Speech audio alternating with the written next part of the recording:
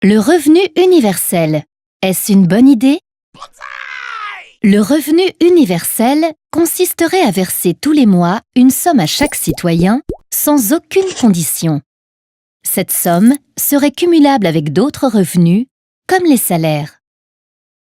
Cette idée est très controversée. En effet, pour ses détracteurs, il encouragerait l'inactivité et l'assistanat, car ceux qui décideraient de ne pas travailler profiteraient de ce système sans participer directement à son financement. Pour ses partisans, il favoriserait l'égalité et la liberté des citoyens, car chacun recevrait le même montant et pourrait décider de travailler pour gagner davantage ou de ne pas travailler, ce qui permettrait par exemple de développer le bénévolat.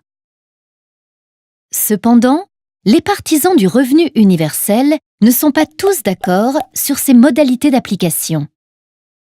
Leur premier point de désaccord concerne le profil des bénéficiaires. Certains proposent de le donner sans condition d'âge. Ainsi, les citoyens le recevraient tout au long de leur vie. D'autres veulent le donner seulement aux adultes ou encore donner un montant plus faible aux jeunes. Leur deuxième point de désaccord concerne le montant.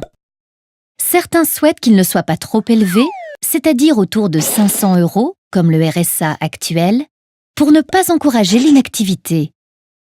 D'autres souhaitent que son montant soit plus élevé, c'est-à-dire autour de 1 000 €, pour que les citoyens aient le choix de travailler ou non. Leur troisième point de désaccord concerne le mode de financement. En effet, plus le montant du revenu universel est élevé, plus le financement doit être important. Comme les dépenses de l'État vont augmenter avec le revenu universel, certains souhaitent compenser cette hausse en supprimant une partie des aides existantes, comme le RSA, les aides au logement, les allocations chômage et les pensions de retraite.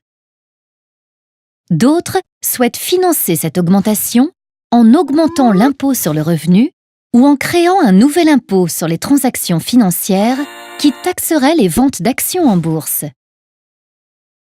Leur quatrième point de désaccord concerne les conséquences sur le marché du travail. Certains pensent que la mise en place du revenu universel doit s'accompagner de la suppression du salaire minimum.